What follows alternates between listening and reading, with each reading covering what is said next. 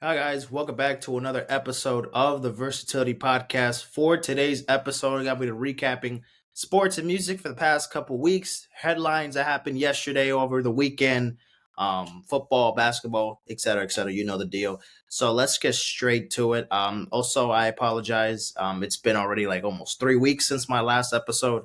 My last episode was, I believe, on Thanksgiving, and I couldn't finish the last episodes doing an episode on the 26th, 28th, and the 30th to end the month of November. But I mean, I'm back.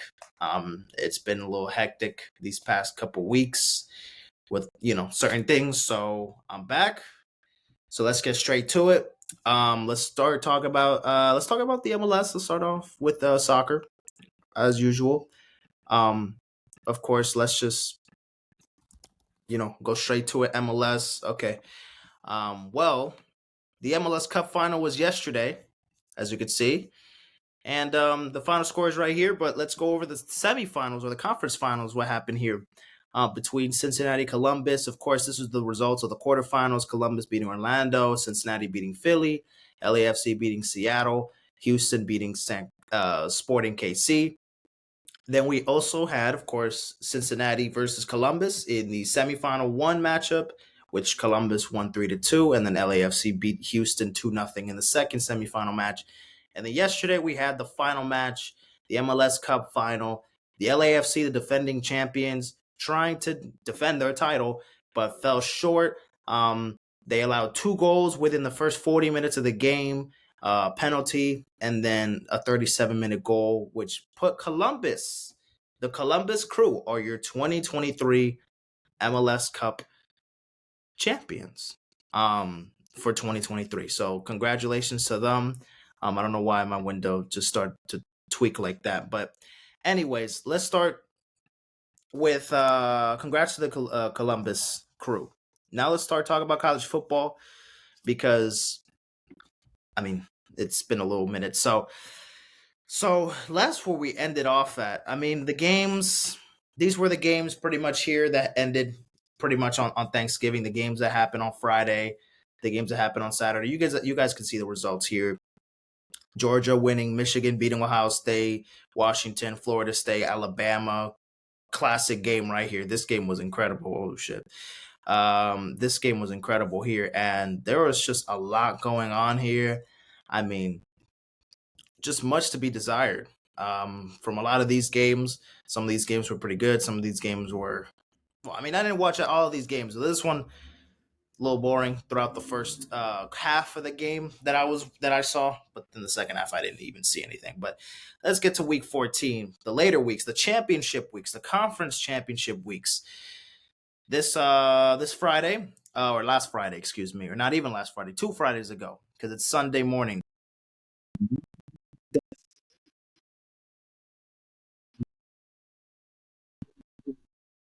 Conference USA Championship. They're 13-0, and they're 49-35.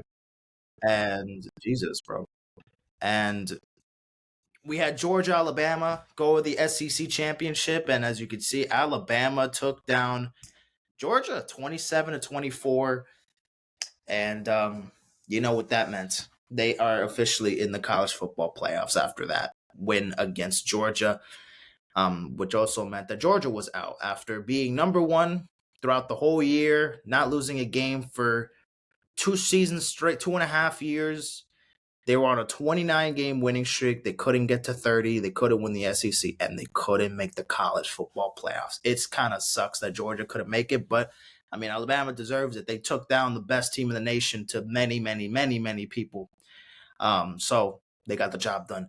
Michigan, they whooped Iowa's ass 26-0. Florida State won pretty average shit offense with a third string quarterback, but they got the job done. They win the ACC. Texas annihilates Oklahoma State, and then SMU takes down Tulane to win the American Athletic Championship.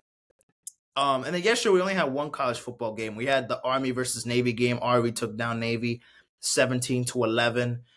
We also had like the college, the FCBS, the FCS, like we also had like the not the Division 2, like yeah, we had like Division 2 football yesterday, or not Division 2. It was the FCS, I believe. The FCS. Where is it? The FCS. It's here, but like, whatever, guys. It's the semifinals. It's not really that important. Like, we're watching really the bowl games. We're getting ready for the bowl games. Starting next Saturday, and of course ending throughout the whole month of December, and then of course the college football playoffs. I will be making another episode, making my picks for every single bowl game, but just to kind of review, just look at the games on Monday, January 1st, on New Year's Day. We had Wisconsin, LSU. Should be a fun game to watch. Liberty and Oregon. I mean, God bless Liberty. I don't know how they're going to take down Oregon, but we'll see what happens there. Iowa, Tennessee for the Circus Bowl. And then now the two college football teams, or the two college football playoff games, of course. Alabama, Michigan. Michigan gets the number 1 seed, of course, and then Alabama gets the 4th seed after beating Georgia. And this is going to be a pretty big game here with Alabama. I mean, after losing that game to Texas early on in the season, Jalen Milroe got benched. And after that, he just basically was like, I'm never getting fucking benched again after that shitty performance. And he just went crazy after that. He led this team so far. And to be honest with you, man, I'm not going to spoil who I already have winning this game, but I've already said my thoughts on Michigan. I'm not crazy on the Michigan hype. I think they're a great team, of course. They have a great defense, but I'm not too reliant on the offense, besides the run game, because this motherfucker gets handed off the ball so much. This man does all the load right here. Blake Corum has 218 carries, 1,000 yards rushing, and then 24 fucking touchdowns. Like, my goodness. Like, he has to carry the whole fucking load. Alabama's run defense that bad, so there's much to see there. But that should be an exciting game on January 1st. And then the second game will be Texas, the number 3 seed, going against Washington, the number 2 seed. Michael Penix Jr. versus I forgot the quarterback's name for isn't it like Byers or something? I forgot. What's the quarterback's name for Texas? It's like Byers or some shit. Roster. Let me just look at it. The Edwards. Edwards. That's his name. Okay, Quinn Ewers. I believe that's how you say it. But yeah, Texas, I mean, they made it because that win over Alabama early on in the season. But of course, people, I mean, it's kind of old news. I mean, it's not old news, but I'm kind of already sick and tired of talking about it or hearing about it. But let's go to the Orange Bowl real quick. So this is Saturday, December 30th. The game will be played here, of course, in Miami. Georgia versus Florida State. These are the two teams that did not make the cut to the college football playoffs, and a lot of people obviously hinting at Florida State. A lot of people are mad that Florida State didn't get in because they went undefeated, 13-0, while Alabama is 12-1, and couldn't get in just because they give the SEC some bias there. But to be completely honest, to give my opinion just really quickly and not go 500 minutes talking about this shit, because I already gave my thoughts on it. I've talked to people already about it. Like, it's like, for me, I understand as for you as a fan of Florida State, or whoever's watching this is a fan of Florida State, or if you are in general a fan or a player or somebody associated from Florida State, I understand your frustration. So, if I was a student at Florida State and I watched this team and I'm like, well, how the fuck did we not make it? I get it. From the fans and from the players' perspective, and the coaches, of course, as well. I get it. Y'all got snubbed from it. Y'all didn't even get an opportunity to prove yourselves in the college football playoffs and maybe see if y'all could have taken down, either they would have had to play Michigan or Washington. So would they have beaten Washington if they were the number 3 seed, or if they were the number 4 seed? They would have played against Michigan. So I mean, I believe, with Jordan Travis out, who was their starting quarterback, who led them to this year's success, to them having 11 wins, because of course he didn't play the last 2 games. He didn't play the ACC championship game, and he didn't play the last game of the season. So he played 11 games, missed the last 2, 13-0, of course. And yeah, they're stuck with a third string quarterback. The offense didn't look that good in that ACC championship game against Louisville.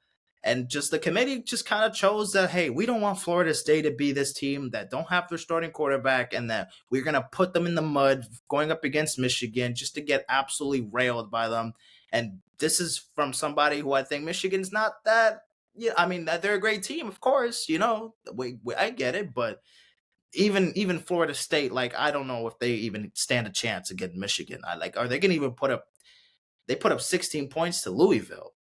They could have killed Louisville if they really wanted to. And I know that Louisville is not some bummy ass team too. Louisville was a top 15 team in the nation, so I get that. I get that. But they're also not. Their defense is not that amazing either. So it was just a mess of a game that Florida State. I do think they should have gotten at least an opportunity, but I don't think the committee was like wrong. So I guess I'm in the unpopular opinion while everybody's frustrated that they couldn't get in and this and that and everybody's bitching about it. I could see both sides, but me personally, I think they made the right decision in the long term because I mean last year, take example TCU, some random ass team in the Big 12 that made the college football playoffs and they upsetted Michigan because Michigan just kept shooting themselves in the foot. Their defense was completely terrible. Their offense, they made so many bad mistakes. McCarthy had like 3 or 4 interceptions. I think he was terrible in that game. So they was just shooting themselves in the foot. And TCU, I mean, luckily they were able to like make opportunities from those turnovers and this and that to beat Michigan last year. But then they take on Georgia in the national championship and they get absolutely railed. So I'm guessing from that standpoint, they don't want Florida State to become TCU. Okay, y'all can beat Michigan, but then get or y'all play against Washington or whoever, y'all beat in the semifinals and then get railed by them in the national championship. It's just like they don't want that same mistake. They also, let's be real, guys. Remember, this is also a business. What else do they really want besides, like the best of the best teams there? They also want an SEC school to make it. They can't put Georgia because they lost to Alabama. Even with them having a 12-1 record, same as Alabama, they had to take it down because they won the championship for they won the SEC. So of course they had to make it over Georgia there. But look, you don't think they're not willing to sneak? There was no way the committee was all aboard on having Florida State make it over Georgia or over Alabama, especially because they just had to pick. Like, are we going to put this Florida State team that could be a TCU situation like last year, or are we going to put Alabama that we know, they're the 4th seed and they're going to take on Michigan, but we know might as well they could win this whole fucking national championship because it's Alabama. And how many times have they won it these past years? You know what I mean? So the ratings, the SEC, it's only making them look better. And I mean, the SEC wasn't fucking like flawless this year. They've lost to ACC teams this year. Like Florida State, low key, could put a bit of pressure against Georgia. But to be honest with you, I think Georgia's gonna whoop Florida State's ass. I think maybe it could start really good for Florida State defensively. But y'all think Georgia gonna lose to Florida State? Ain't no way. But imagine, I mean, Florida State, they're fucking pissed. So I mean, maybe they might come in and just complete. And I don't know, maybe Georgia won't even really care much about it. They didn't make the college. Their goals was to win the national championship, and then they lost in the SEC championship. So it's like, damn, we had this one opportunity, we lost that one game, and we couldn't get another game back. Both of these teams are pissed that they couldn't make the college football playoffs. So this Orange Bowl could be a classic game going back and forth. But then again, this isn't Jordan Travis at quarterback for Florida State. They have a fucking 3rd-string quarterback. So this could be a 59-0 game. Or it could be however you want to picture it, right? So yeah, those are my thoughts on the whole college, the Florida State getting snubbed out the college football playoffs. I mean, it's only just a reminder to let people know that finally next year we're going to get the 12-team playoff format because first of all, 4 teams out of 200 whatever's, clubs or not clubs, teams in college football, there's no fucking way we're going to narrow it down to 4. We couldn't have at least 8. I mean, I'm happy with 8. Like just like in the FCS. So like I don't know if that's Division 1 or if that's like part of like a lower division than Division 2. I don't know if it's Division 1 or Division 2 technically, but they have 8 teams. quarterfinals, semifinals, and then the championship. Like there should be an 8-team playoffs, not 4. Like that we're getting snubbed off of like good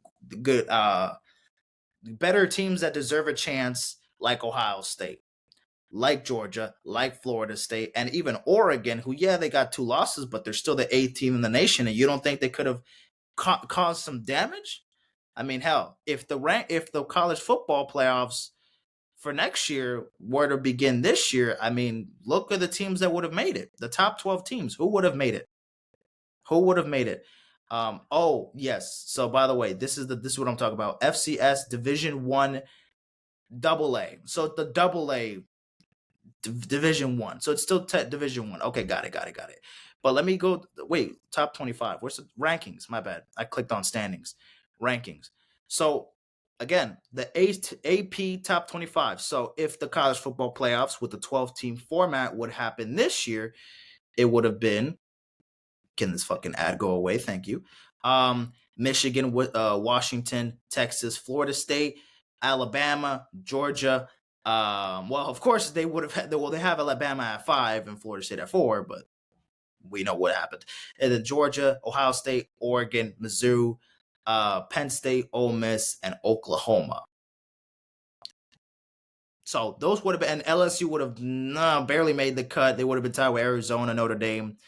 Liberty, Liberty didn't. They're in a weak conference, so even though they're undefeated, obviously in that weaker conference, they're not a Power 5 conference. So of course they can't match up against any of the 4 teams that are there. But if it was just record wise, I mean, Liberty should get a chance. But that's why they're getting a New Year's 6 bowl against Oregon, right? Because what's the bowl? What's the bowl game called again? That they're playing against Oregon. I forgot what the bowl game is called. Let me check again. The Fiesta Bowl. Yeah, that's one of the. I mean, it's literally on New Year's Day. It's the same days as the Rose Bowl and as the Sugar Bowl for the 2 semifinal games.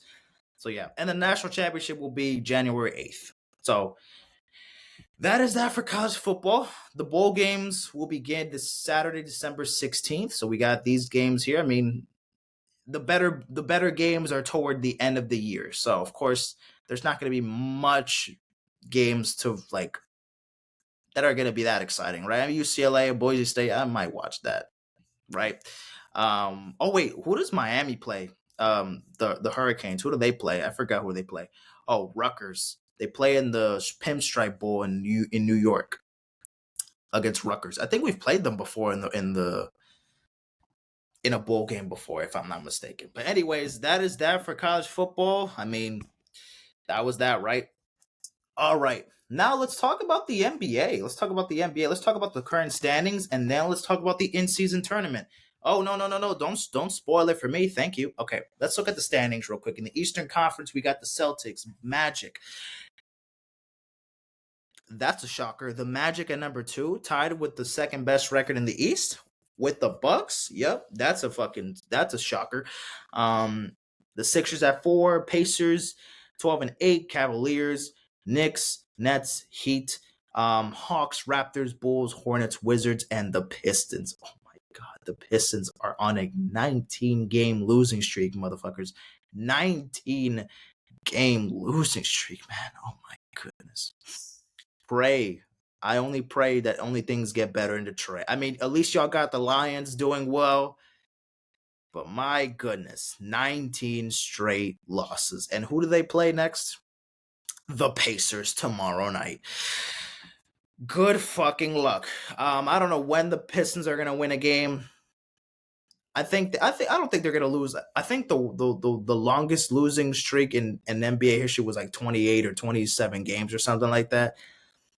To be honest with you, I think they're going to get close to that record, but I don't think they're going to surpass it. I think they're probably going to lose like 23, 24 straight, and then they'll finally get a win. Wait, let me see. Let me see who they play the rest of the season. Okay, so they got the Pacers tomorrow, Sixers back-to-back, Bucks, Hawks. You know what? They might just fuck around and like beat the Hawks or something. I don't know. They'll beat the Hawks or the Jazz. One of these two. Low-key, they can beat the Jazz. They're at home, and the Jazz aren't that an amazing team either. I think they're going to beat the Jazz here. They're going to lose 5 more games and then beat the Jazz or the Hawks. One of these 2 games are going to get a win here. I can promise you that. Pistons fans. So y'all don't have to cry to sleep for every single night for the rest of this, it'll be a Christmas miracle. Y'all get your third win before the season goes to before we go to 2024 or before we get to Christmas time. So we'll see. Now let's look at the Western Conference. We got the T-Wolves. I mean, 3 games ahead of the Thunder for first place, 17-4. The Thunder at number 2, the Mavericks at 3, Nuggets 4. We tie with the Lakers at 5, the Kings at 6, Suns at 7. The Rockets at 8, the Clippers at 9, Pelicans 10, Warriors 11. They definitely got to, pick things up again because they just have not been playing amazing this season. Jazz, Grizzlies. Ja Morant, I think, should be back in a couple of weeks. I think he has, how many games have they played already? What's the record? I'm literally looking 6-15. So they've played 21 games. So they have 4 more games without Ja Morant, and then he will be back. So Ja Morant will be 4 more games. He should be back against the Grizzlies. So 22, 23, 24, 25. Yeah. He should be back against the Grizzlies next Tuesday. So we'll see how that happens because they desperately need Ja Morant.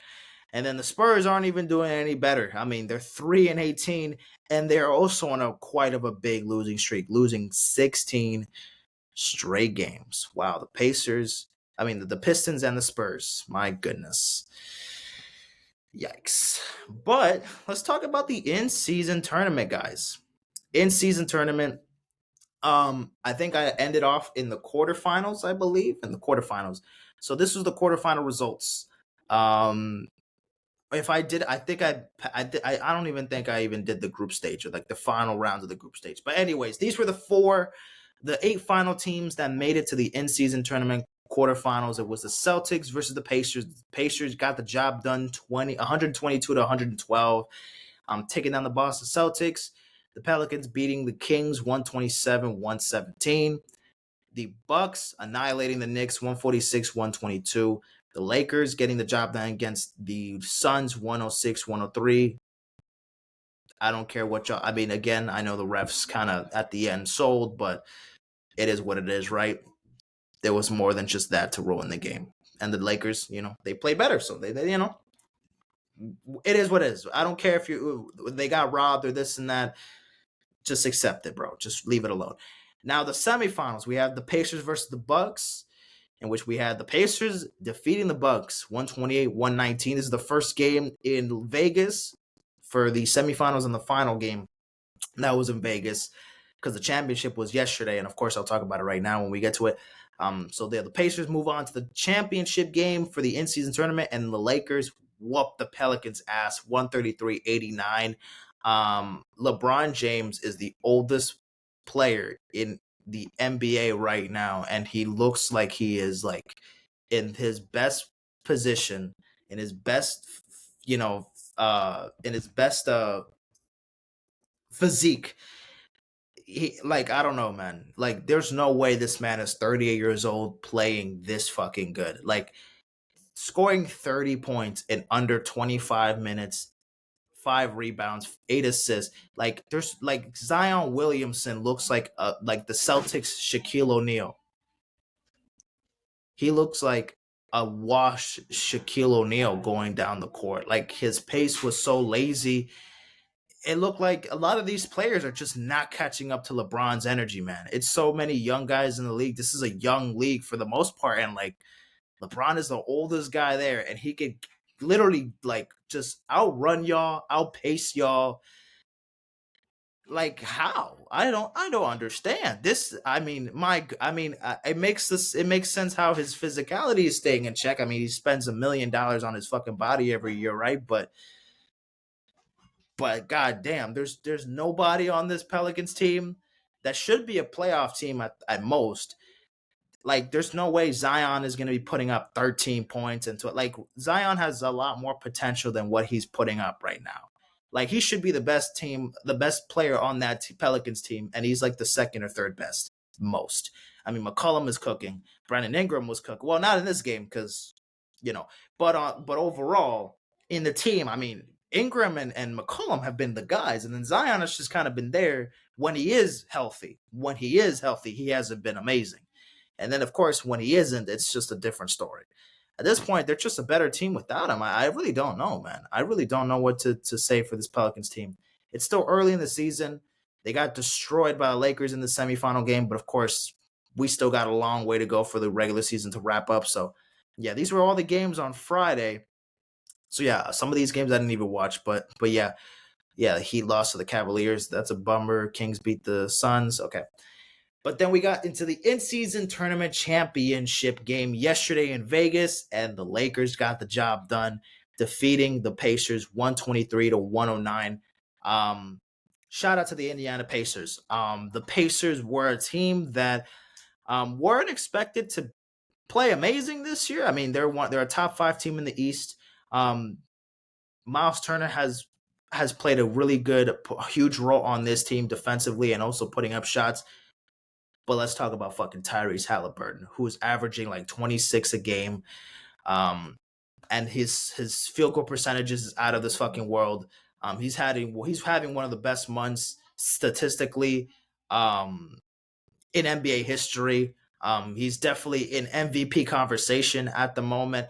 I mean, there's guys like, Jokic and Embiid who are still, and Luka, of course, but definitely in MVP conversation. Just, of course, not with the record wise because they're not the best team in the East.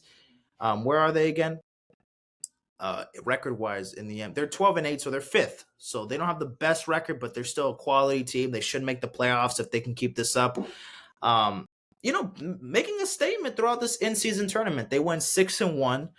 Of course, they've balled out every single game. Tyrese has balled out in every single game.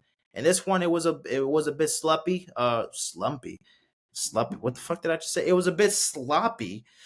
20 points, 11 assists, 1 rebound, 35 minutes. Like, he just didn't have his best performance on the defensive end. Couldn't get that many boards. He missed a lot of shots too. He airballed a bunch of them. Didn't have his best game here, but I mean, the Pacers, a lot of these players don't even have any playoff experience, and this felt like a playoff game. I mean, this is not the NBA Finals, but this was a championship game of sorts. So, it felt like a playoff atmosphere. They were playing in Las Vegas in a neutral site. You know what I mean? So it kind of felt like it was a good space for them to show what they got. The home field advantage is not there, but they're also not underdogs playing in LA. But the Lakers, man, this Lakers team looks so focused. LeBron, like, it doesn't matter what it is, what he's doing. He just, again, he's the oldest guy in the NBA, but he's still a top 5 player in the league. Like, he's still playing like that. At least top 10, at the very fucking least top 10 player in the NBA. And it's insane. But let's talk about fucking AD, because LeBron had a good game, but we talking about AD yesterday. He had 41 minutes played. Doesn't matter because he had 41 points, 20 rebounds, and 5 assists. This is what I'm talking about. I mean, if AD plays like this, like all season long and stays healthy, damn, where is this Lakers team going to go? Are they going to win a championship for real? For real? Of course. My goodness, man. Austin Reeves, again, 28 points, 3 assists, shooting the ball pretty well. LeBron, of course, the main facilitator, but AD was doing his fucking job, man. Absolutely dominating on the court. Yesterday's game, it was fun to watch, man. And the in-season tournament, man, it was a success in my opinion. It was, of course, everybody was skeptical on it. I was definitely skeptical on it. I was like, why are we getting playoff atmosphere basketball? Or how are we going to put playoff basketball in December? Like, this, like, it's gonna feel weird, but somehow, the NBA, they're gonna pull it off somehow. Adam Silver is a fucking genius, and he did that. He did exactly that. Of course, LeBron James, he won the finals, the in-season tournament MVP, and of course, the Lakers win the first ever in-season tournament, or the NBA Cup. They win the first NBA Cup in history, and that automatically cements LeBron as the GOAT. Michael Jordan could never win the NBA Cup, and he played 15, 16 years in the NBA. So that's it. That ends the GOAT conversation. LeBron is way better than Jordan. That's that. You know what I mean? Jordan could never. But anyways, there's no basketball today.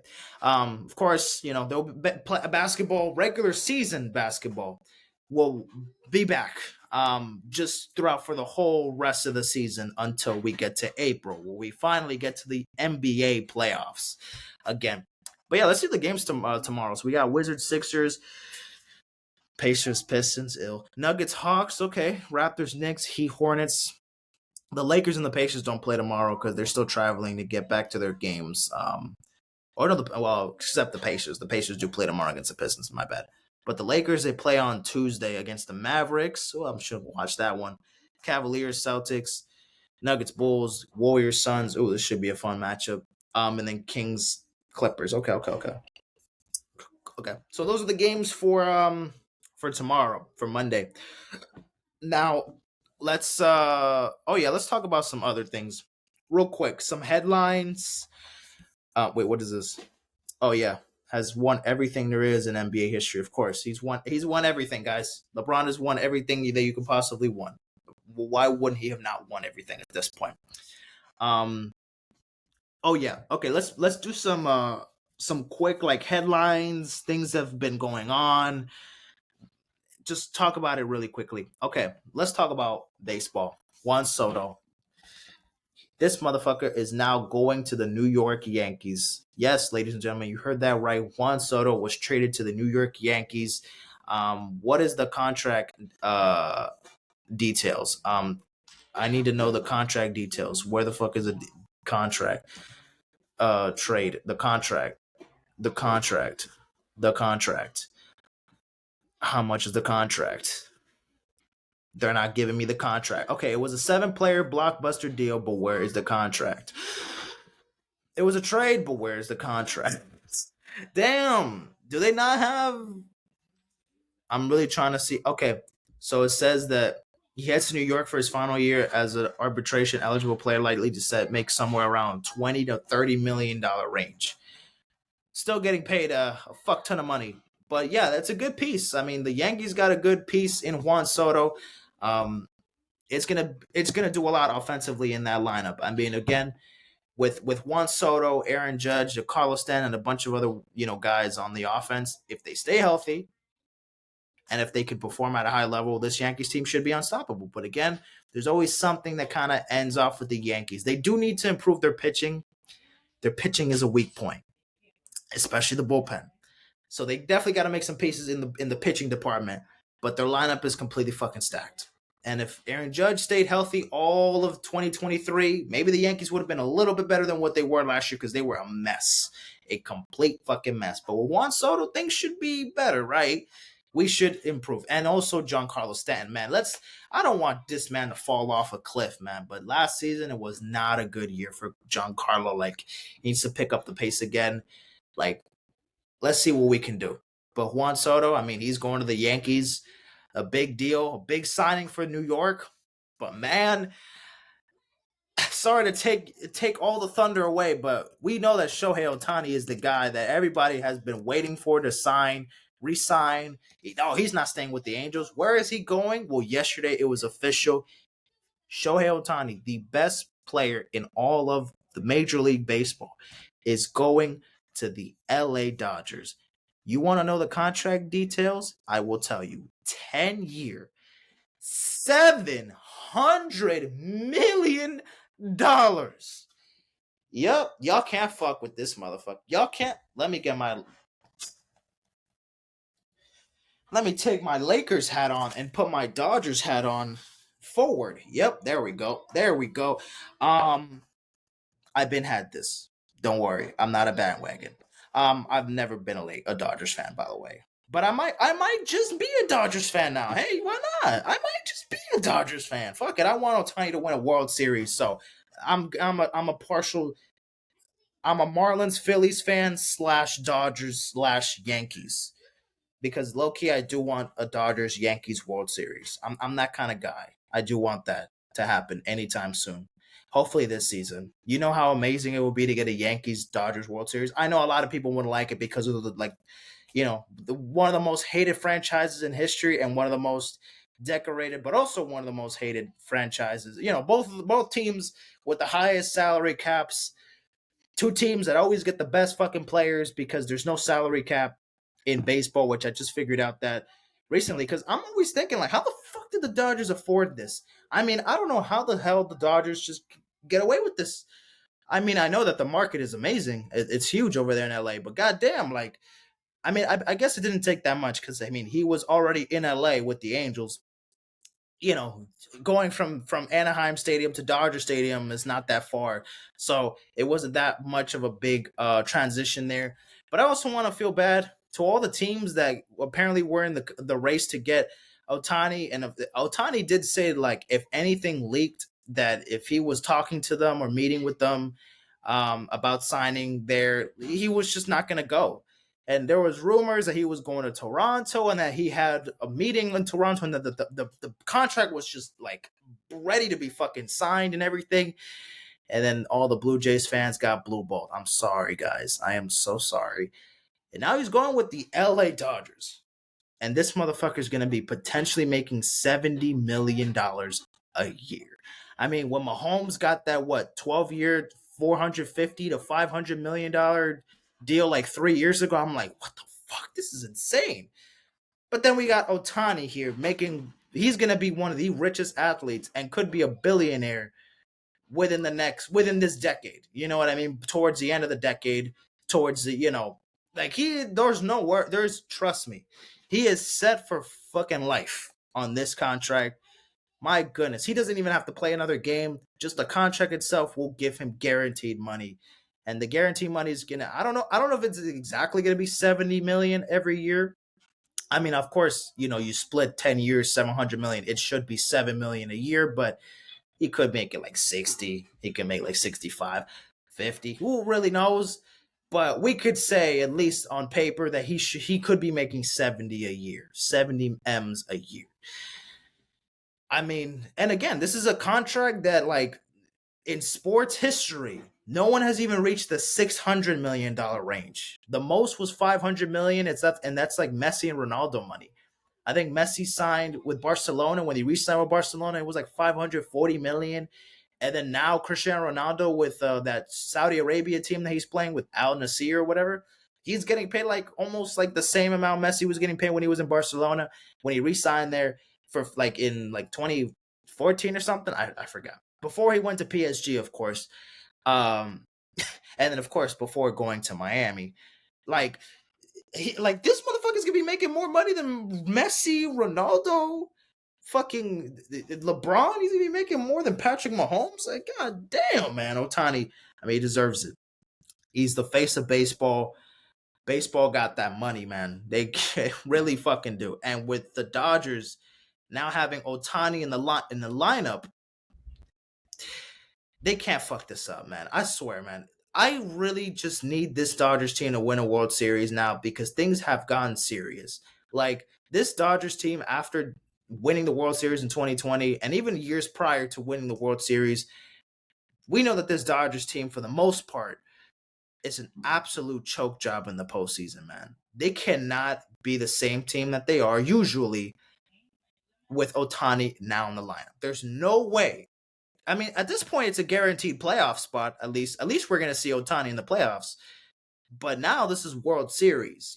We could set ourselves that we're finally going to see October baseball, and Ohtani is going to be playing in October. You know what I mean? We're setting ourselves that for next season. But are they going to win the World Series? They should be. They should win a World Series. To be honest, they should. They should. But somehow they won't. They won't. So I hope they can figure things out and change that stigma around that team, because I mean, yeah, y'all won the World Series in 2020, but I mean, 2020 was a weird ass year all around. And I'm not saying it doesn't count or anything. It does count. Y'all beat the Rays fair and square. Nothing wrong with that. But last 3 seasons, I mean, what has happened? Y'all are always the best team in the National League record wise, and y'all losing the division series to the Padres, to the Diamondbacks. I mean, and again, I'm not discrediting those teams. They're also great teams as well, obviously. But I mean, come on now. I mean, there's no way. There's no fucking way here. I mean, same thing with the Yankees, but I trust the Dodgers more than the Yankees at the moment in terms of like who has a better chance at winning the World Series. I'm gonna give it the edge to LA. and also because they literally won it 3 years ago. So I think that's fair enough to say. But Ohtani, man, 700 million.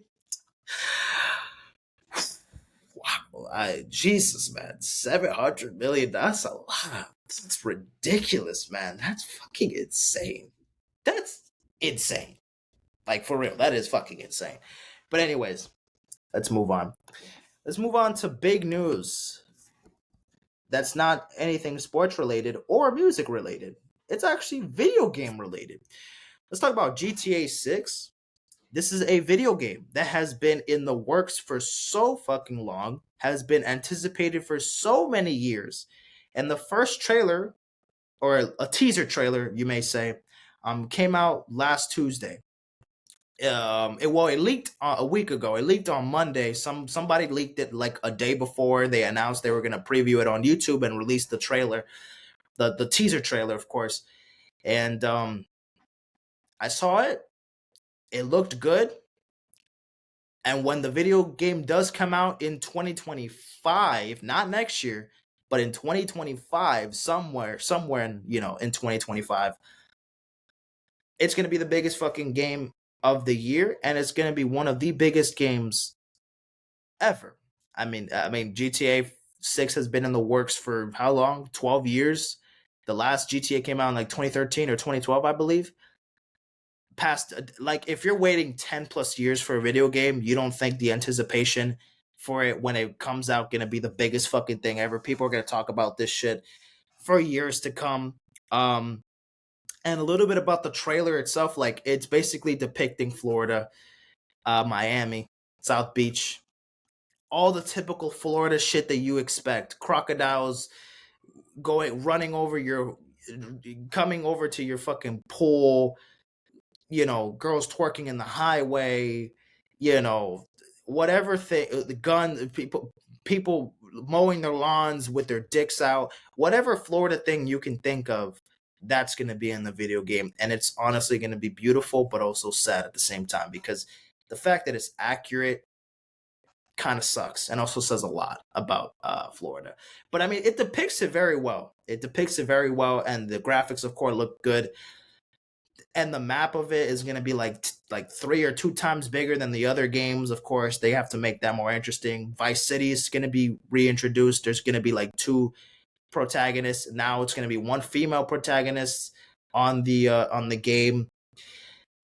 I'm not gonna sit here and say I'm gonna buy the game when it comes out, because me, I'm not a huge video game guy. I do like play games from time to time, but I'm not fucking. I've never really got into GTA like that. I've played it maybe a couple of times with my friends who do play GTA, but I'm not gonna sit here and say that I'm not gonna at least dive in or try to inform myself a little bit about the game. I mean, I will definitely be watching people play the game on YouTube. There's probably going to be a couple people that I know that might buy the game, and I might watch them play, and it's going to be a blast. May I play the game myself? Probably not, because GTA is not a game that I know that I'm good at. But guess what? It looks entertaining enough for me. I'm excited for it, and I'm not about to buy a fucking PS5 just to get the game. I still don't have a PS5. Yes, call me a broke ass motherfucker. I don't care, but it looks interesting. I know a lot of people are more excited for it than me, but I'm also not going to lie here and say that, the hype also is not building around it, and I also kind of want to see what really is it different from the other GTA games, because there's certain things I may know about other games that they're going to have to put in and adapt to this one. So it should be fun to see what GTA 6 is going to provide. But again, we do got to wait another year and a half. And we don't know when in 2025 we're going to get. But also, we haven't gotten the official trailer yet. We've only got a teaser trailer. It was only like a minute and a half. So we don't really know much about the game either. We're people analyzing a trailer that was only barely even 2 minutes. Not even 2 minutes. So there's still a lot left to like include in this and that, but trust me, we'll get there when it comes there. What else should we talk about? Let's talk about Bronny James. So today is Sunday morning. Bronny James. That's great. The 19-year-old phenom not phenom, but prodigy son of LeBron James. He is going to be making his USC basketball debut tonight, against Long Beach State, or actually, I think it's at 4. I believe it's at 4. Shit, it's going to be while there's football on. I'll probably put football on the TV and then put the game on my laptop or on my phone. Whatever. But yeah, Bronny will be making his USC collegiate debut tonight. Of course, as you can see the headlines, the son of LeBron James. He's going to be making his first collegiate start tonight. And of course, he was out for these past couple weeks. Of course, he was recovering from that he was recovering from that cardiac arrest that he suffered during the summer. Obviously, very scary situation that happened in the summer, and within half a year, he was he's finally cleared from the medical staff to play basketball again, because obviously suffering cardiac arrest. So many athletes have been through that, and of course, it's a very serious thing that could be life. It's not only life threatening, but it's your career, and it just sucks that a young man like Bronny, who's literally just a year younger than me, like it's crazy that there was a chance that he couldn't even possibly make it throughout the whole season or miss out his first collegiate season at USC, but he was lucky enough, he was blessed. He's going to be making his debut tonight. Hopefully he goes crazy.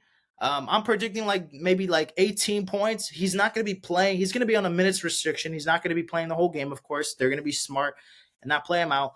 I expect LeBron to be at the game because that's his fucking son, for crying out loud. So, of course, I'm expecting LeBron and Savannah to be there, of course.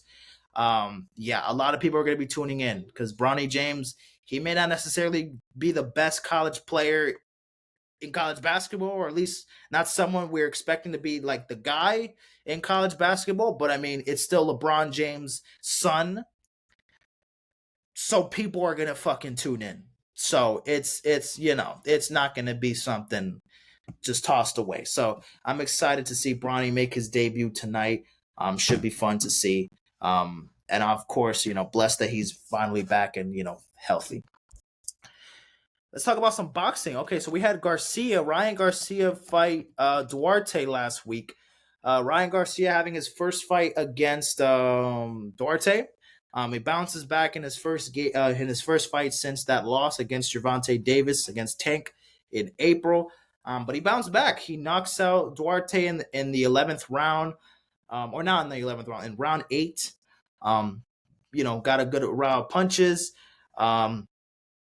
And yeah, I mean, he got the win. He got the knockout win in round 8 against Oscar Duarte. So congrats to Ryan Garcia bouncing back after that loss to Tank. And then yesterday we had Devin Haney versus Devin Haney versus Prograis. And again, went the distance, but Prograis falls short. Or not, honestly doesn't fall short because he wasn't really much into this fight as Devin Haney was. I mean, they went the full distance. He becomes a 2-division champ. He puts on a dominating performance. He gets a knockdown, bouted, and then he looks comfortable at 140. That's his weight division. That's his weight class. That's gonna be his that's gonna be his class for people to challenge him. And Prograis, of course, he was the champion at 140 until Devin Haney stepped in and now claimed the WBC junior welterweight title. So yeah, at 140, and then now Haney is 31-0 with 15 knockouts, while Prograis goes to 29-2 with 24 KOs. So yeah, congrats to Ryan Garcia, Devin Haney. I saw the fight yesterday.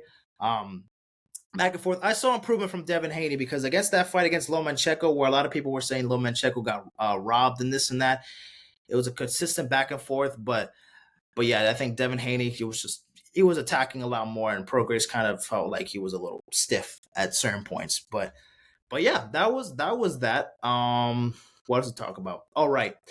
Von Miller was arrested for beating up his girlfriend, pregnant girlfriend, a couple weeks ago.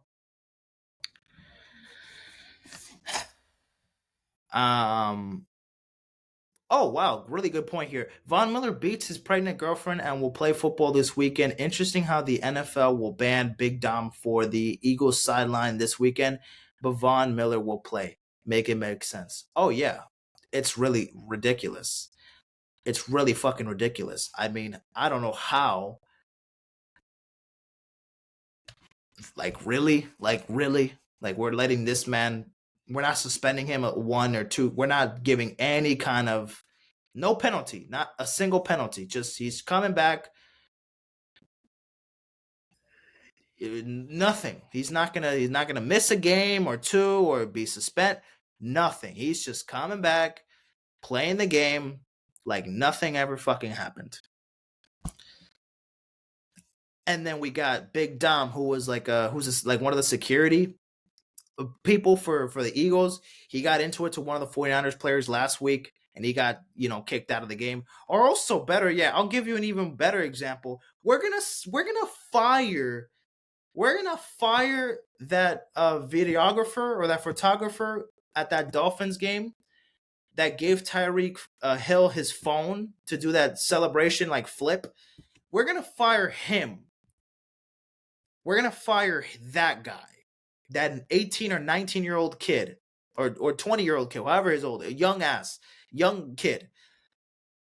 We're gonna fire him. He's gonna be unemployed or not work for the NFL because of that stupidity that he, for no fucking reason, he got fired for. But we're gonna let Von Miller get the better treatment after literally assaulting his girlfriend, who happens to have a fucking baby in her womb at the moment as we speak. Make it make sense. I don't understand it. The NFL, the game itself, I love it. But the business side of it, there's so much behind it that I really just cannot get behind. I don't understand it. Some things just don't fucking make sense to me. Like I don't understand.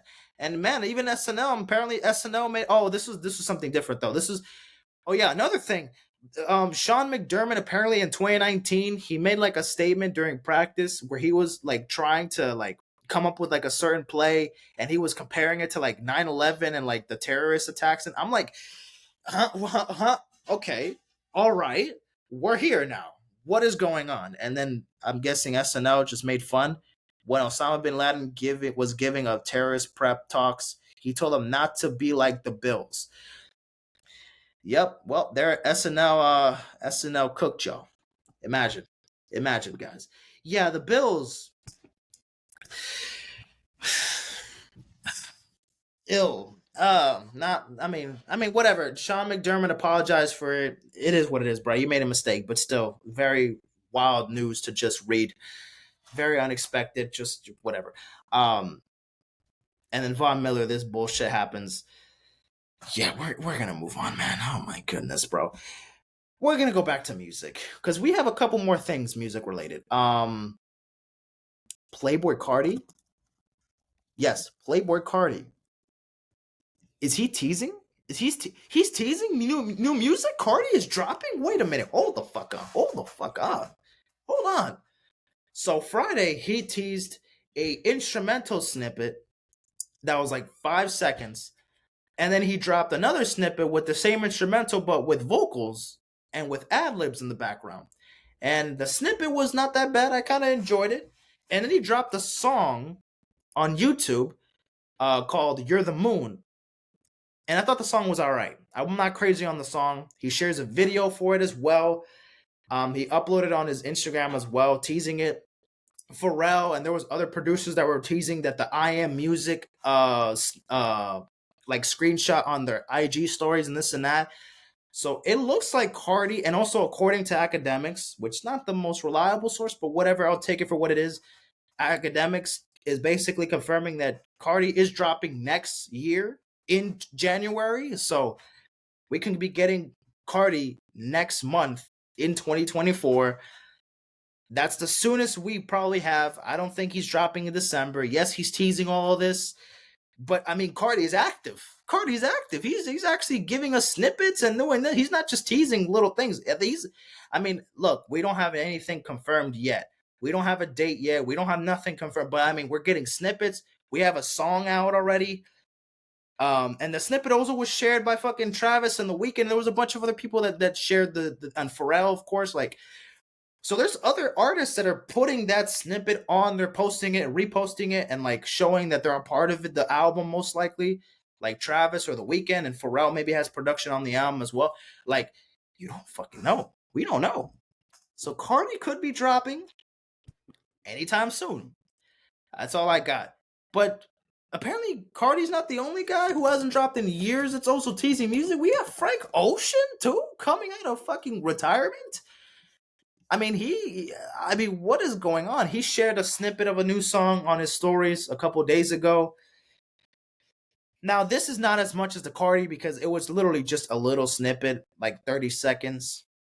But still, getting Cardi and Frank Ocean to preview new music in the same like day, that's.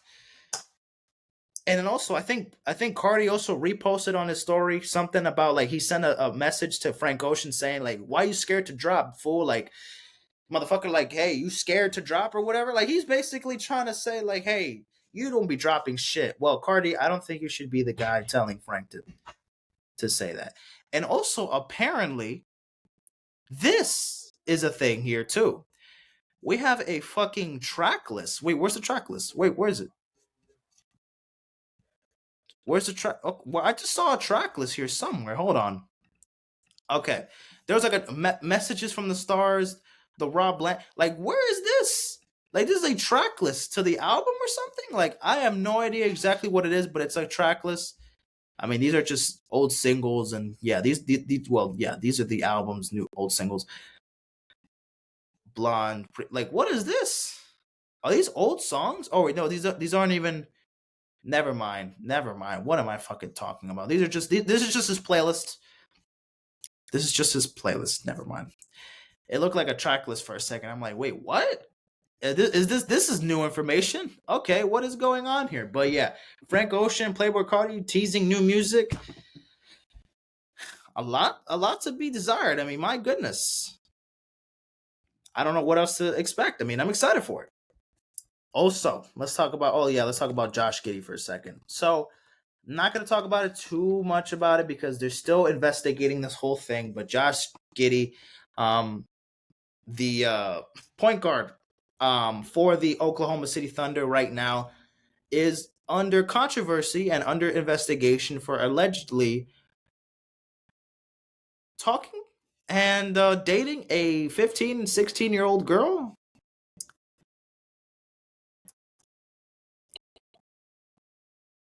Yeah. Right now it's just it's we're still we're still, investigating. There's still the NBA is still investigating what's going on. Um what's really going on behind the scenes. They're not suspending Josh Giddy at the moment because there's only just allegations.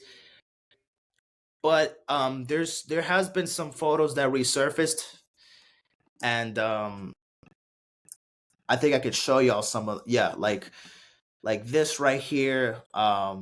Caption: just fucked Josh Giddy. That girl does not look like she's 18 or older. Definitely looks like she's 16 or 17. And yeah, the memes, oh, he's a fucking pedophile. He's, lock him up. Trust me, I get it. I get it. But again, nothing has been official, so it's just still like rumors and still investigation going on. There's still a bunch of shit going on, but doesn't make it look good, man. Does not make it look good. Josh Giddy looks like an absolute fucking dumbass right now. He looks like he's an absolute sick person. That's all I can think of right now. Yeah, not the allegations you want to have against you. So, yeah, just want to put that out there. Also, get back to music related stuff because I forgot to mention Kanye West. He teased the track list for his upcoming album, the YS album, the new track list for the joint Ty Dolla Sign album. Yeah, take a look at it here. Um, Look at this. Everybody, back to me. Fuck some. Time Morning Slow. Beg forgiveness, so good, paid, Timbo freestyle, slide, new body, which is a song that was from the Yandi era. The song with Nicki Minaj could be released. Promotion, Vultures, which was a single that he released a couple weeks ago. Lifestyle, Drunk, Workship, River, Gun to My Head, and Unlock. So how many tracks is that? 3, 6, 9, 12, 15, 18 tracks. Ty Dolla Sign posted it on his Instagram. We as well as Carti, Frank Ocean teasing music, and now Kanye and Ty Dolla Sign teasing and releasing the track list for potentially their upcoming album that could be coming out soon, soon, soon, soon. Soon is a very vague ass word. Don't know what that means at this point. It could be fucking next year in December. But at the moment, we have a track list already. And who knows? Maybe this could be coming out anytime soon. Kanye also previewed a snippet of Everybody, which was the sample that he chose from the Backstreet Boys, the Everybody. Yeah. He sampled that song on the intro track of the album. So that should be interesting.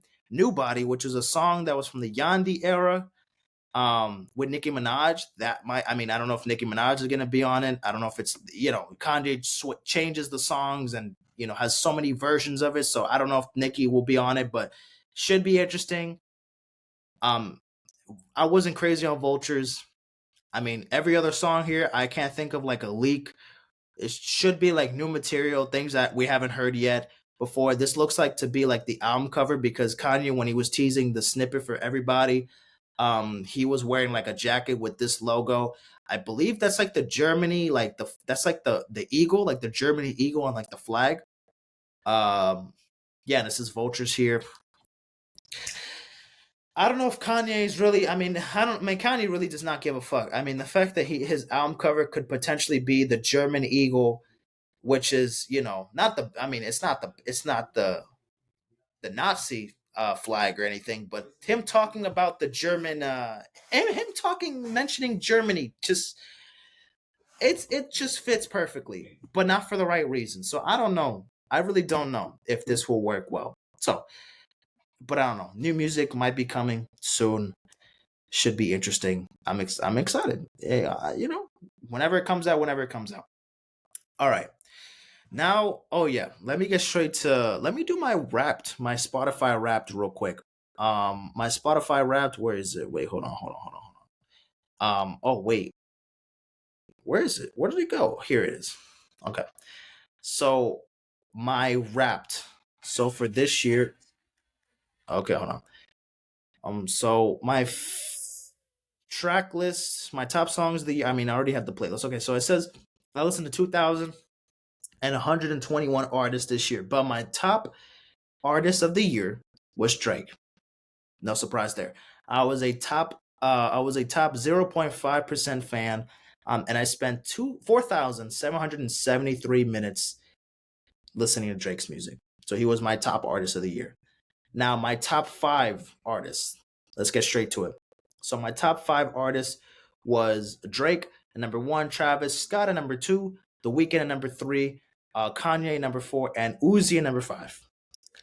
My top songs was Super Shy by New Jeans, which was a surprise to me.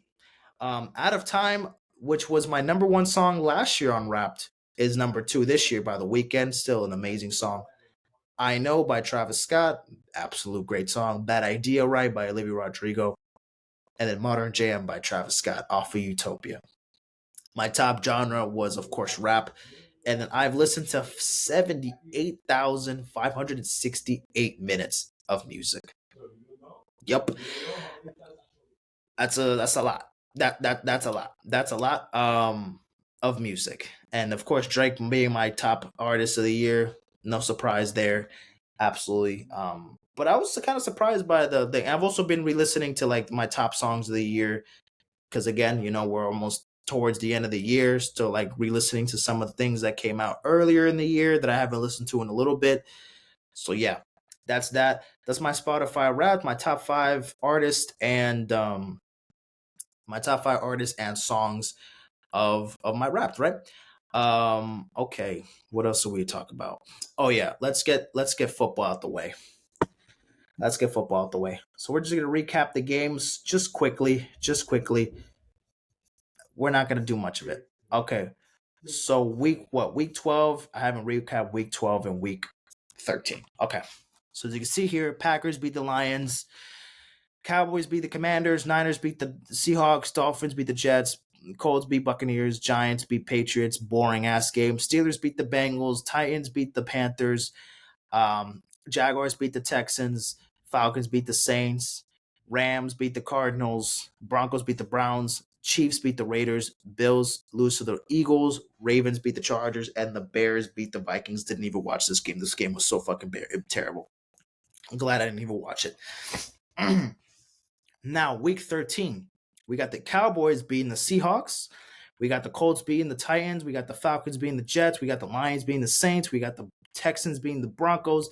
The Chargers beating the Patriots 6-0. My goodness. Jesus, bro. That was terrible. The Cardinals upsetting the Steelers. The Dolphins destroying the Commanders 45-15. The Buccaneers beating the Panthers 21-18. The Niners whooping the Eagles' ass 42-19. That was not nice. The Browns losing to the Rams 36-19. The Packers beating the Chiefs 27-19 on Sunday Night Football. And then the Bengals getting a big win against the Jaguars 34-31 in overtime. So yeah, my bad I couldn't recap every single game, but that's where we are right now. Also, Thursday Night Football, the Patriots beating the Pittsburgh Steelers. Oh my goodness. This Steelers offense still somehow looks terrible. Matt Canada is gone. Their new OC is there, and still nothing has changed. Like, are you serious, man? Like, what the? We're losing. They lost to the Patriots.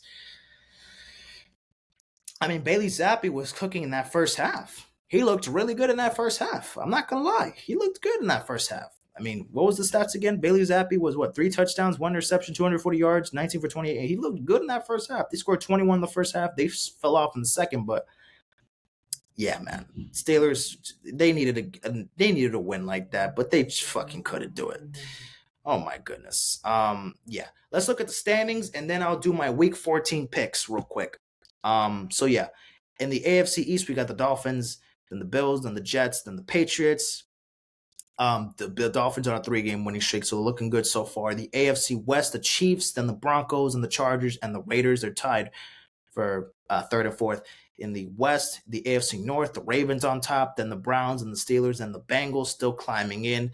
Bengals are still not out of it. They're still in the playoff hunt at the moment. And then the Jaguars, 8-4, Colts, Texans tied for second, and then of course the Titans at 4-8, not doing that well. NFC, we got the Eagles at top 10-2, Cowboys and the Giants and the Commanders. In the NFC West, we got the Niners, Rams, Seahawks, Cardinals. In the North, we got the Lions, Vikings, Packers, Bears. And the South, a catastrophe of a division. The Falcons are on top, then the Buccaneers and the Saints and the Panthers are already eliminated from playoff contention. They're 1-11. Yeah. All right, let me do my week 14 picks real quick. I mean, the fact that we only have, 5 more weeks, 14, 15, 16, 17, 18, 5 more weeks of the regular season. I mean, this season has flew fucking by fast. All right. Oh, but before we get to week 15 picks or week 14 picks, I am currently 7-4 in fantasy. So I am 7-4 in fantasy. I lost last week, so I could have been 7-3, but no, I'm 7-4. Or no, I could have been 8-3, but no, I'm 7-4, unfortunately. But yeah, I'm 7-4 right now. Hopefully I can get my last win of the regular season and then the playoffs next week for fantasy. So I'm super excited. This is my last regular season matchup, and then the fantasy playoffs will begin next week. Week 15 and week 16, of course, will be the winners bracket, the semifinals, and then week 17 and 18 will be the championship week. So at the moment, I'm the 3rd seed, so I would be going up against my friend Sean, who's the 2nd seed for next week, week 15 and week 16. So I'm 7-4. I'm the 3 seed, and I have a good matchup against my friend Jason this week. So I should I'm projected to lose by 5 points. I'm at 123.98, and he is at 127.94. So we'll see. But anyways, that was my fantasy football recap. So again, 7-4. Hopefully I can get to 8-4. Week 14 picks. I'm already 0 for 1 because I did have the Steelers beating the Patriots, but no. Oh, but right now I'm actually 125-69. I should actually be 126, but I accidentally picked the Seahawks over the Cowboys last Thursday night football game by accident.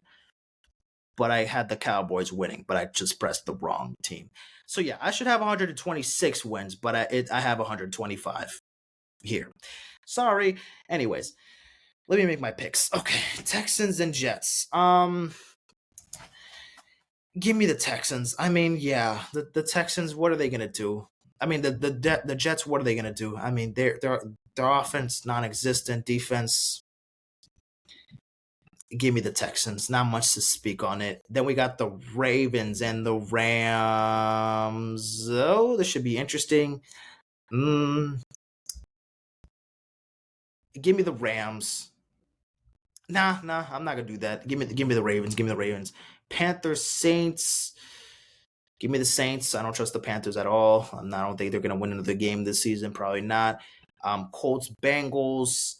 Give me this should be interesting. You know what? Give me the Bengals. I think they might. They're at home. Jake Browning had a good game last week. You know, maybe he might have another good game this week. I don't know. Yeah, give me the Bengals. Give me. I'll get the Bengals for this one. Fuck it. Buccaneers, Falcons. Give me the Falcons. You know what? Give me the Falcons. They're on top of the NFC South. I think they will remain it that way. They're at home. Buccaneers haven't played amazing, so I don't know. I guess I'll pick the Falcons there. Could be a close game though. Should be back and forth. Then we got the Jaguars versus the Browns. Trevor Lawrence looks like he's gonna play, so you know what? I think I'm gonna pick the Jaguars. I'm gonna pick the Jaguars to win. It looks like Trevor Lawrence is back after we thought he was gonna miss like a couple weeks, but looks like he's back and healthy, so that's good news to hear. For Jaguars fans, Lions and the Bears. Give me the Lions for sure, 100%. There's no way the Bears. I mean, there's not. It's a divisional game. Anything can happen, right? But the Bears. I mean the Lions. There's no way they should choke that one, right? There's no way they should lose that one. So yeah. Then we got the first of the 4 p.m. games. We got the Seahawks and the Niners. Give me the Niners. Give me the Niners. The Niners are the best team in football right now. I don't like who is beating this fucking Niners team. Nobody. Vikings, Raiders. Justin Jefferson should be back in this game. But to be honest with you, I feel like the Raiders might win this one. You know what? Give me the Raiders being the Vikings. Fuck it. Then we got the Broncos and the Chargers. Give me the Broncos. They lost last week to the Texans, but I think they'll bounce back against the Chargers. I think the Chargers could pull a big win here, but I'm going to take the home team here. I mean, the road team here. I'm going to take the Broncos over the Chargers. Bills and the Chiefs. Oh, man, this should be a fucking hell of a game to watch. I really want to go for the Chiefs because I don't like the Bills. Y'all know I'm not a big fan of the Bills, but I don't know. The Bills, I mean, they're up and down, roller coaster year. But the Chiefs last week against the Packers looked so dysfunctional. The offense was still a mess. Like, I don't know. I don't know. I feel like it's still big. I think it could be a huge win for Buffalo, but you know what? I'm just gonna pick Kansas City. Like, I don't know. I'll pick Kansas City, but I'm not 100% on it. I'm not really too comfortable, to be honest. Then we got Sunday Night Football. Eagles versus the Cowboys. Give me the Eagles. I mean, this should be a very fun game to watch. I mean, both teams are going to probably go back at it, back and forth. But the Eagles, let's see if y'all can beat the Cowboys in Dallas. And, hey, Dallas, if y'all want to prove that y'all are a good team and y'all can beat the good teams, if y'all can beat the Eagles, big win for them. Big win for them. Next, we got the Giants, or the Packers versus the Giants. Give me the Packers. The Packers have been cooking. They've been looking good. So you know what? Give me the Packers. And the Titans versus the Dolphins. Give me the Dolphins. And yeah, those are my my week 14 picks. Let me go over them again. So let me put them all in here. Yep, and that's that, right? Okay, so we have the Falcons beating the Buccaneers. I have the Falcons beating the Buccaneers. I have the Lions beating the Bears. The Bengals beating the Colts. The Jaguars beating the Browns. The Saints beating the Panthers. The Texans beating the Jets. The Ravens beating the Rams. The Raiders beating the Vikings. The Niners beating the Seahawks. The Chiefs beating the Bills. The Broncos beating the Chargers. The Eagles beating the Cowboys. The Packers beating the Giants. And the Dolphins beating the Titans. So those are my week 14 picks. And that is that. That is that. Okay, there's like maybe two more things to talk about, like three more things, right? Yeah. Oh yeah. Um Selena Gomez is dating Benny Blanco, the producer. Um yeah. Okay. All right. This I guess this is not bullshit. Yeah. Apparently they are in love. And yeah, according to Selena's comment that she posted, he is my absolute everything in my heart. All right. And yeah.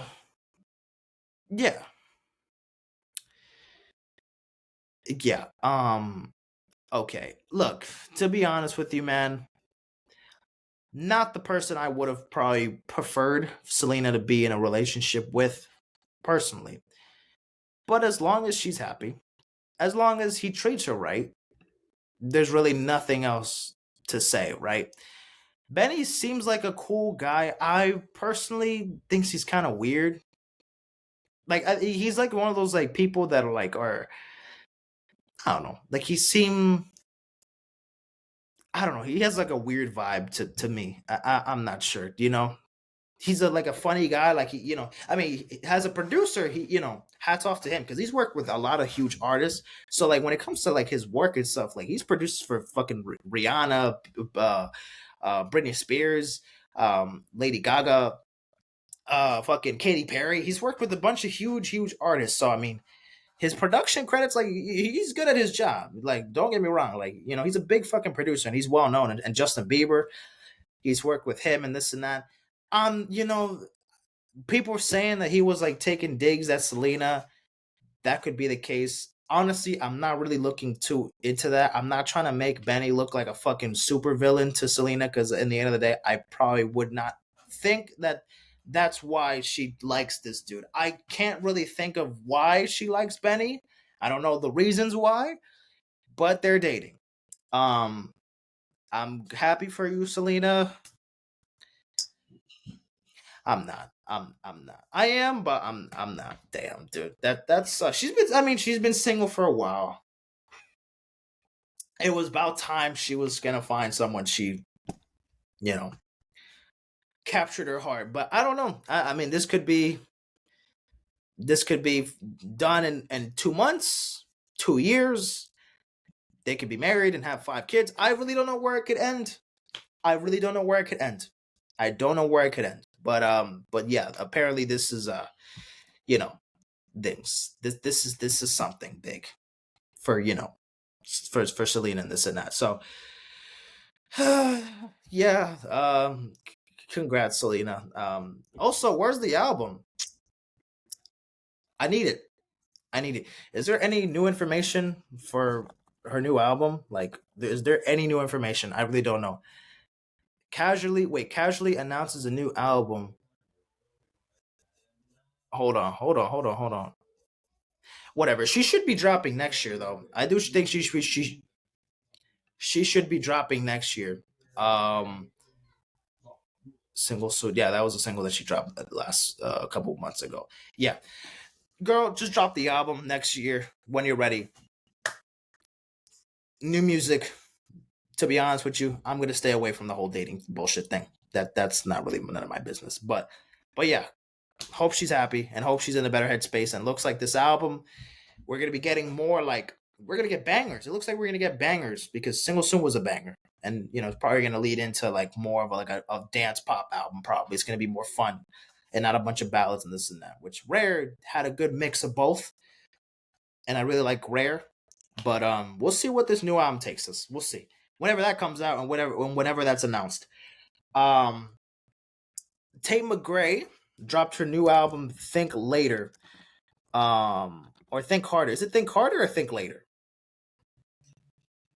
Think Later, Think Harder. Think Later, Think Harder. Where's the new album? New album. Wow, my typing is amazing, isn't it? Think Later. Okay, so she dropped a new album this Friday, so I still have to check it out. And then Nicki Minaj also dropped a Pink Friday too. I also have to react to it. I might make a album reaction to it for both albums, or maybe just Nicki's album. Listen to Pandora. That's it. It's not on Spotify. It's just on Pandora. Wow. Damn it, Nicki. How dare you? But yeah. Yeah. I'm gonna react to Pink Friday too some point today, tomorrow, and then same with Think Later. That's about it. Yeah. Oh yeah, let me talk about the Westside Gunn album that came out. Disappointed, guys. I gave it a re-listen and I just don't like it. And then you pray for me. Like I'm not gonna talk about it that much because I really just don't like it, man. It's pretty disappointing to me, man. I mean, it came out like 2 months ago, pretty much. All these producers, like a lot of pretty much all the trap songs, they just don't hit to me, man. They just don't hit to me, man. The better songs on this album are Mama's Prime Time, really good. I like that song a lot. Kitchen Lights is one of the best songs of the year. It's an absolute standout. It wipes every song on the album. It's incredible. I love it. I love it. I love it. But yeah, Chloe, I like Ty Dolla Sign's part, but the hook and the chorus is just so weird, man. Babylon Biss is cool. I like that one. And then You Pray for Me, which was like the outro track for Casey to perform it, and then he did his thing. I like that one. 21 songs, way too many songs, and just a bunch of trap songs that just kind of don't mix well together. Disgusting is disgusting. It's not good at all. Jalen Rose is okay. Mr. Everything, I'm not crazy on it. Suicide and Fridge is not good. House of Glory is actually pretty good. I like that one. LL Boom Bull Gun. The fuck is that, man? Like there's just some songs that I think are generally like just not that good. Like not good. Like not even there's mid songs, there's good songs, there's an amazing song on here, and then there's a good amount of trash songs here. I'm sorry, man. Like unless he was taking a different direction. He wasn't just doing like the softer Alchemist and like, um production or like the style of production he raps on usually, like old school type of sample flips, and this is now he was trying to make a more modern trap sound, but like again, just kind of average trap beats. Some of them, even the beats were good, but some of his performances were not good. So that was also kind of a problem. I would expect Westside to deliver on any fucking beat because Westside usually outshines whatever he does. But to be honest with you, even on the trap beats that aren't amazing but aren't terrible, which most of them aren't bad beats, but it's performances that are just kind of weird, man. I feel like he's just saying the dumbest shit on some of the songs, man. I don't know. It's not Pray for Paris. It's not Peace Fly God. It's not literally any of his albums that he's dropped in the past decade. Like literally all of his the Hitler Wear Hermes 8, 7, like all those albums, they slap, man. 10 was a good album. Peace Fly God don't. I mean, that was Conway, but still, like this was one of the weaker Griselda records of the decade. This is probably the worst Griselda record of the 2020s. I will comfortably say that because all of these records, Pray for Haiti by Macomb, Domain, wipe. Pray for Paris, wipe this fucking album, man. I'm sorry. I sound like a hater, but dude, I'm just not a fan of it. I'm sorry. Just wasn't my cup of tea. Just wasn't my cup of tea. Also, yeah, Hard Knocks. I watched episode 1 and 2. I know Hard Knocks. The third episode I think came out already. I have to watch the third episode, but yeah, the first episode just recapping the game against the Raiders, where they won that game. Tyreek Hill had a monster game. Jalen Ramsey got an interception. Big game for them. And then episode 2 was that game against the Jets, that Black Friday game where unfortunately Jalen Phillips got hurt and he's going to be out for the remainder of the season. So that just sucked, man. That sucked watching episode 2 and then seeing Jalen Phillips, who was balling. He was balling all season long. To end his season like that, it just sucks, man. It just absolutely fucking sucks. But yeah, man, that just sucks that he's going to be out for the rest of the season. But episode 3, I still have to see episode 3. But yeah, and it's going to be recapping that Commanders game. So I don't know what other details that I need to know from the episode that I didn't see. But for me, I'll watch episode 3, and there's still movies and there's still a bunch of shows that I still got to watch before the year ends. I think the Barbie movie, which I still haven't seen it. I think it's coming out on Max, right? When is it coming out on Max?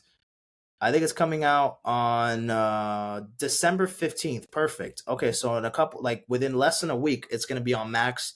So I'll watch when it comes out on Max. I'll watch it. Like literally, I'm at that point. It's like telling me to watch it because I have Max and I'll watch it when it comes out on Max.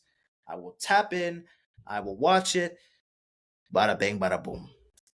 There, I said it. I'll watch the Barbie movie, and then after the Barbie movie, I'm gonna find some sketchy ass website to watch Oppenheimer. There, I said it. I have to, because there's no way I have to talk about it on the podcast. I have to. I cannot miss out on the 2 biggest movies that came out the same day on July 21st. You know, I can't.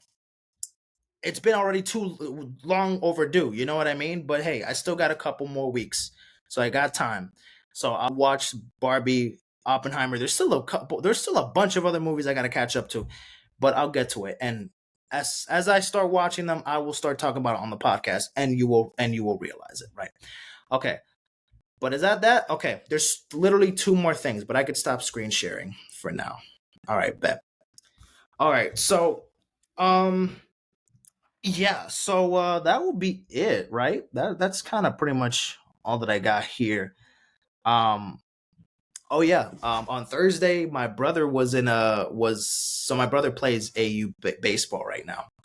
And he had a championship game on Thursday night, and he plays for the Nationals, the AU Nationals team. And he went against this fucking AU team, the Dodgers, and they won. They won like I think like 13-12 or something like that. It was a crazy ass game. I mean, AU, bunch of fucking first and second graders going at it, and like it was a fun game to watch, man. It was a fun game to watch. My brother won the game, you know what I mean? So he won the championship. He got a medal. He got like a ring, like an actual fucking ring and shit. So yeah, shout out to my fucking brother, man. He's already killing out there. Now, of course, he's a lot to learn, a lot to be, a lot to learn, a lot to practice. But I mean, it's the start of something. It's the start of something. So shout out to my younger brother, man. Shout out to Baby G, dog. Shout out to Baby G winning his fucking first like championship, winning a medal. A fucking a ring, like he has a legit like an actual ring, like it's like a championship ring, like no bullshit. So that was fun. That was on Thursday night. So just kind of wanted to shout it out, shout out my brother there. What else is there to talk about? Oh, and finally, Travis Scott. So I saw Travis Scott on Monday, the 27th. So it's been already 2 weeks. Tomorrow will be exactly 2 weeks since I see Travis Scott. So let me talk about it. It was so much fucking fun. I mean, my goodness, it was a blast. I was so grateful to see Travis Scott live because that's one of the artists that I've wanted to see live because I mean, the atmosphere that Travis Scott brings to the crowd in his shows, it's just ridiculous. It's uncanny. So for me, seeing that live and being a part of that crowd, watching him perform, it was like, fuck, this is amazing. Like, I can't believe this shit. So yeah, I went Monday night with my aunt to see Travis Scott, who she wasn't like a huge Travis Scott fan. So she kind of just went for the concert, for her to like learn the songs and this and that, just kind of just vibe out, see what he's all about. While I'm just, singing all the words, having the time of my life, jumping up and down to a lot of the songs. bro, I lost my voice for a little bit. Like that Tuesday morning, I don't know how I like was able to wait. Like I got home like relatively early, considering it was a concert that started like at 10 something and it ended around like midnight. And depending on the traffic to get back home, I would have thought I would have went back home like at 2 or 2:30, but I came back home like at 1 in the morning, which was earlier than I expected. And I had enough time to sleep for school the next day. So you know what? Fuck it. I did go to school and I did go to work the next day and I felt fine. I wasn't like, hung over or anything. It was just I just didn't think I would have it in me to wake up and actually go to school and work, or at least just go to school, because I probably would have just called out for school and then just probably went to work later on. But your boy thugged it out. Your boy thugged it out. But yeah, that was fun. He put. Let me go over like the track list or the set list that he had again, because the set list, like some special songs that I didn't think he was gonna perform. So this was the track list that he did. So he started with Hyena, he did Thank God, and then Modern Jam. So the first three songs were from Utopia, and then he performed A, which was a feature on Pink Tape from Lil Uzi. Then he did SDP Interlude, Smoke Some, Drink Some, Pop One, loved it. Then he did A Team, which was a 2016 single. I did not think he was going to perform that song. That was one of the surprise songs. He performed that one. And then after A Team, he did Don't Play. I ain't playing with these. Oh my God, man. That song's such a fucking banger. Such a banger. I was so excited when he performed that one. Then he performed Lose from Birds in the Trap, then Upper Echelons from Al Farrell. Then he did Sirens from Utopia, then Praise God from Donda, then God's Country, which, yeah, it was the only song I was kind of quiet on because I'm not crazy on God's Country. But then we went to My Eyes, amazing song from Utopia, then Butterfly Effect. Then we went to Highest in the Room. And then when we got to Mamacita, I was like, oh my God, let's go. And then Circus Maximus, Del Resto. Then he did Maria, I'm Drunk. Maria, I'm Drunk? What the fuck? Oh my God, I was about to lose it. I'm like, oh, no, this is insane. He did fucking Maria, I'm Drunk? Are you serious? I'm in heaven right now. God damn. And then after Maria, I'm Drunk, he did Mafia, and then I Know, and then 90210. Bro, he did, that's ridiculous. How do you just do 90210? How do you do Mafia, then I Know, and then 90210 just consecutively? That's ridiculous. My goodness. And then he did Meltdown, and then he brought out Quavo. He was a special guest, and then he performed Hotel Lobby and Turn Your Click Up, which was two songs from the Takeoff project that he did last year. So yeah, recipes to Takeoff. So yeah, he performed with Quavo for the two of those songs, and then he did Topia Twins, and then he did No Bystanders, and then of course he had to do Fiend. He did it 7 times. He didn't perform the whole song 7 times. He performed the whole song once, but then the other 6 times he just repeated the hook, Fiend, and the crowd went crazy. Doing Fiend 7 times. I mean, there's some shows he did it like 3 times, 2 times. There's some shows he did it like 8 or 9 times. I think in LA he did it like 10 times. But doing it 7 times in Miami, I was like, we could do it 10 times. I don't give a fuck. Let's keep doing it. There's nothing wrong with that. So yeah, he did Fiend 7 times, and then he did Sicko Mode, Goosebumps for the casuals, of course, and then Telekinesis with the outro song. But by Telekinesis, after he was done with Goosebumps, he kind of already walked out. Like he already saying like, "Thank you, Miami. I'll see y'all again in January." This and that. Like I'm, you know what I mean? I had the time. Thank you guys for coming out. This and that. But he did Telekinesis, but he was in like the green room, or like he was walking in like the hallway in the stadium or in the arena with Future. Like Future was with him walking inside, but they weren't on stage. Like that was that. So they performed Telekinesis on like that last set there. But yeah, man, that was so much fun to watch. So much fun to watch and experience. I mean, Travis Scott's one of my favorite new school rappers. I mean, rappers in general, honestly, just like rappers ever.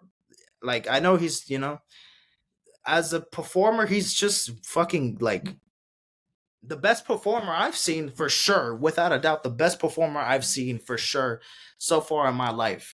And I mean, it's just remarkable, man. Like this man's like presence. Like how he fucking engages with the crowd. The energy is just there. You know what I mean? And like that Miami show was insane, but at festivals, like, oh my god, I could only imagine at those festivals and like in Europe where Travis performed like in that Fraudenfield or whatever, that festival he did in like 2017 where he was on top of like the stop, or when he was on top of a tree, when he was on top of a fucking like water sign, when he was on top of a fire hydrant and this and that. I'm just like, bro, this is insane. Like the fucking crowd is ridiculous. When he did like another, like I've literally watched YouTube videos of Travis Scott performing at festivals, at little shows, at like, and the evolution is just insane. You know what I mean? I skip to see certain songs on YouTube to see like the performances of certain songs. And some of them I even watched the whole fucking thing. And I was putting it on my TV like thinking I was fucking there. You know what I mean? Man. And even unfortunately with the Astroworld, like even the Astroworld festival, like I was, until the unfortunate events that, happened after, I was having the time of my life watching the live stream and just like fucking, Drake comes out. Oh my god! Ah, shit! I'm losing my fucking mind. Like, it was fucking the time of my life. But to experience it, to go to a Travis Scott show, if you want to go see Travis Scott, fucking do it. If you have second thoughts, don't get those second thoughts. You just go for it. And to be honest with you, the prices aren't even that big of a deal because the tickets weren't even that expensive to begin with.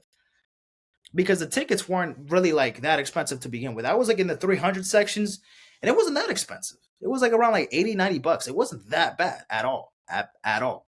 So, I mean, yes, I was in the 300 sections. I was at fucking floor, but still had a blast. And in the end of the day, floor seats, I mean, I get the type of it, but I don't care where I'm at, bro. If I'm on the fucking roof, but I'm still seeing Travis somehow, I'm gonna have a time of my life, and that's that. So that was fun. Tizo was, of course, the opening act for the show, and he did pretty good. He performed like for like half an hour, and he did songs from his debut album. He also performed some songs from For All the Dogs and all the features that he did on Don Toliver's album, on Tyler's album, and this and that. And he came out. He came out with Travis to do Modern Jam on Travis's set. But another thing that was huge was the merch. Oh my god, you have no idea. My goodness, the merch, the lines to get the hoodies, to get the shirts. There's no way. And like, I really thought to myself, I'm gonna go to the show and buy myself a tee or a hoodie.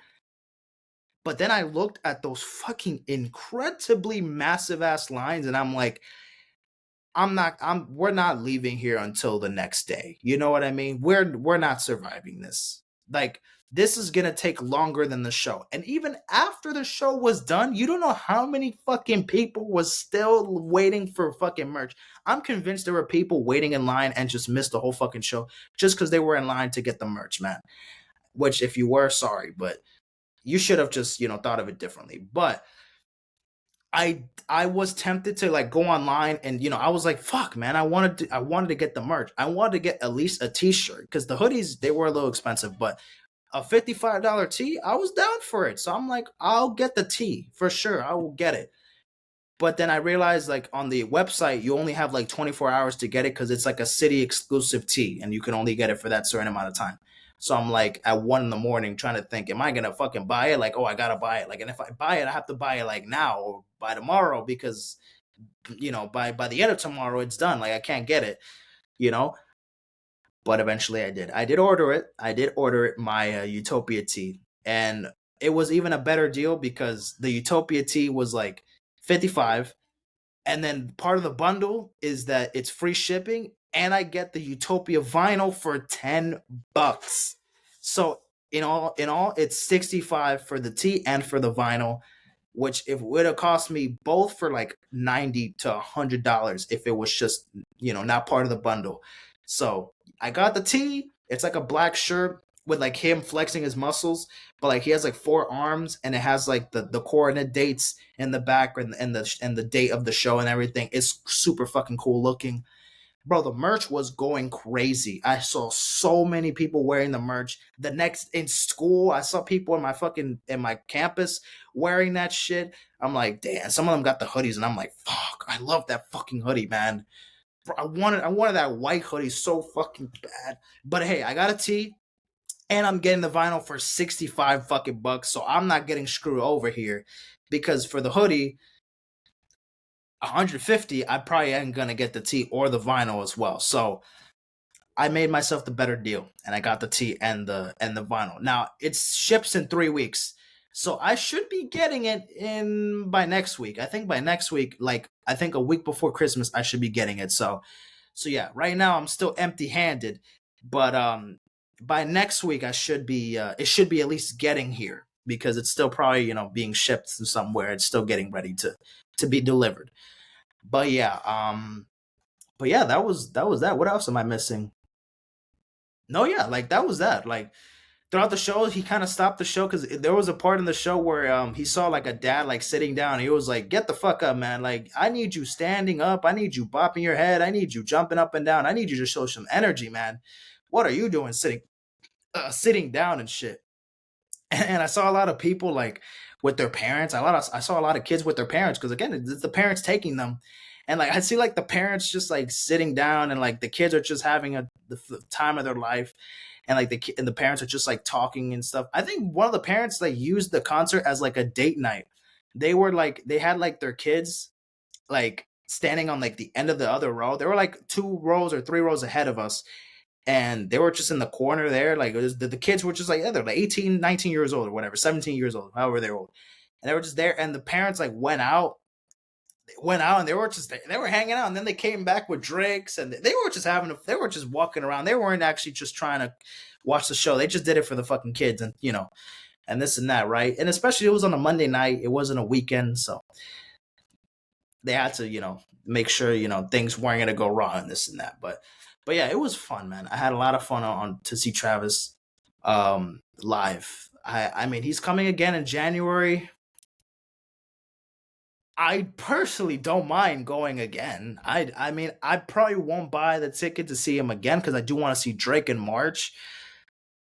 But seeing Travis again won't hurt. I mean, I would be down for it. I don't fucking care. I wouldn't mind seeing Travis again in like 2-3 months of span. Like I don't in 2 months. I don't care. I'll do it. I'll do it. But yeah. And that is that. That is that. So that's how we're gonna end off the episode. Um, and yeah. So yeah. Sorry guys. That I haven't been uploading. Um, that I haven't uploaded since Thanksgiving.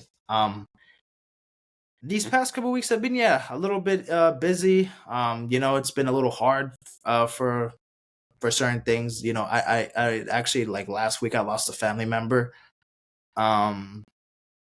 So but hey, we move on, right? He the person that the family and my family lost. He's in another place. He's in a better place, and rest in peace. And that's my grandfather, man. My grandfather who passed away last week. And there's a lot of things I want to say, but I felt like I've already said it like just to myself, and like I've already like spoke to God about it. Like I already spoke to I prayed and this and that. So I don't really need to tell y'all like on the podcast about it, but just to kind of let you guys know a little bit of like what happened, this and that. But yeah, but hey, you're still here. I'm still here. Things only getting better. Of course, I remember him for so many fucking reasons. I mean, for so many reasons there is, right? But it's been it's been tough to kind of like sit in and think about it at times. I was actually trying to record like a couple days after the what happened, and I kind of just felt very like I didn't I saw myself recording. I just didn't show energy. I didn't show like I kind of wanted to do it. I don't know. I looked very uninterested in what I was talking about. So I just didn't release the episode. I mean, I was like 15, 20 minutes in, and I'm just like, you know what? I'm not going to do this. And so, of course, till now, where I'm recording for almost 2 hours. But yeah, man, rest in peace to, my grandfather. He's in a better place now. Um, But hey, we're still fighting, and this and that, and we're still, moving on with our lives. And he's there. He's moved on with his life. He's moved on with his life. He's reunited with the people that he lost when he was, when he was still here with us. He's with his parents again. He's with the people that he lost again. So that's, and then again, I will see him years to come. At some point, our time will be up, and things will happen naturally. But yeah, but that's that. Thank you guys for watching this episode. See you guys Tuesday, Wednesday. I will be uploading content on YouTube. I was doing highlights, and I do have a couple reaction videos, but to be honest, highlight videos, for me, I'm going to have to figure out exactly what I'm going to do highlights of, because if I do some highlights for certain games, they come with copyright issues and some countries can't see it. Same thing with the album reactions because they're unedited. But some of them, if I do a little bit of editing, they will come off a little bit like better looking and this and that. But sometimes I just do the albums, just do it the way it is. Like I don't cut anything from the album reactions. While the album, like not while the album reactions, while the highlight reaction videos, sometimes I pause and just do a bunch of takes or whatever. But yeah, that is that. More content will be coming soon. I promise y'all. It's December 10th. More content will be coming soon. See you guys in a bit. Take care and peace out, my friends.